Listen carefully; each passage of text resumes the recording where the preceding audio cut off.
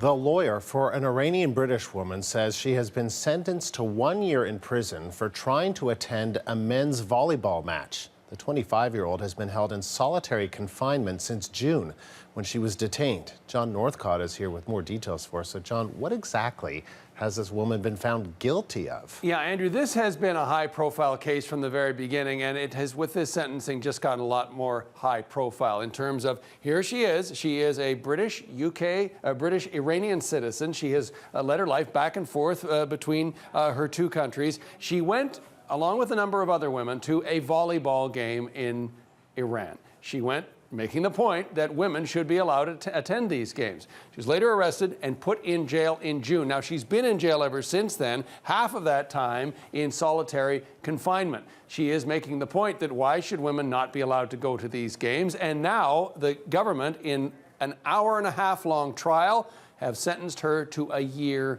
in jail. They say it has nothing to do with volleyball. It has to do with larger issues that they're dealing with in Iran. Still, though, with the protests that have exploded around the world already, including 700,000 people signing a petition calling for her release, the situation has gotten much, much bigger. Andrew? And so we're seeing reaction there. What other reaction are we seeing to this story, John? Yeah, absolutely. You're seeing reaction. Let's begin with British officials and coming out with a statement of this. We have concerns about the grounds for this prosecution, due process during the trial, and Ms. Ghavami's treatment whilst in custody. The question now, though, is whether the British government, keen to curry favor with the Iranians, especially over the situation with ISIS, whether they will, in fact, push ahead with that.